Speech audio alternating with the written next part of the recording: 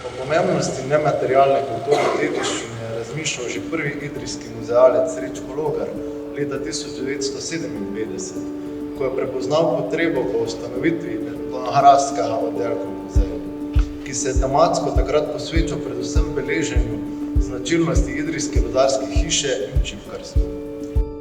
Slovenski etnografski muzej hrani številne predmete, zapise, fotografije in risbe, ki so nastali med terenskimi raziskavami, ki jih je leta 1948 upeljal tedanji direktor muzeja dr. Boris Ormož.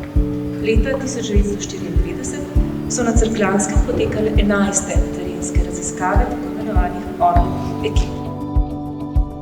11. Orlova ekipa je raziskovala način življenja v času od 30. julija do 1. septembra 1954. Sestavljena je bila iz 10 članov, ki so v dobrem mesecu ustvarili 37 zvezkov terenskih zapiskov, 540 fotografskih posnetkov in 436 risb.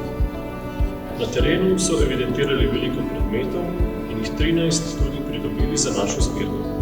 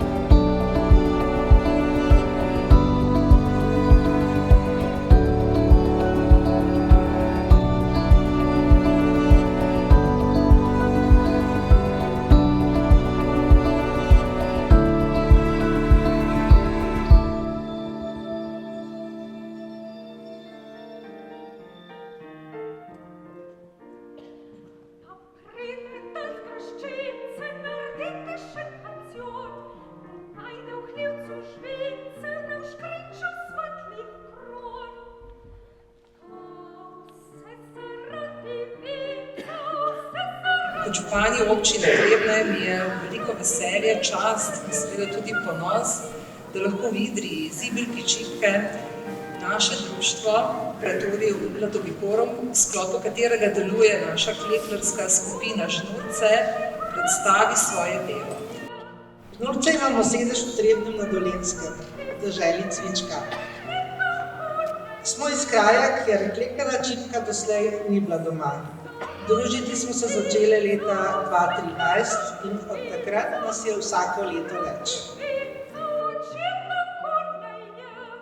Življenje Vilme Bokovec-Kambič, prežeto z glasbeno umetnostjo in glamuroznimi oblačili različnih opernih vlog, je navdihnilo članice klekljarske skupine Žnurce. Njihova oblačila z idrijsko čipko na razstavi so mnogo več kot pop-up oblačila, izobešena v izložbi trgovine.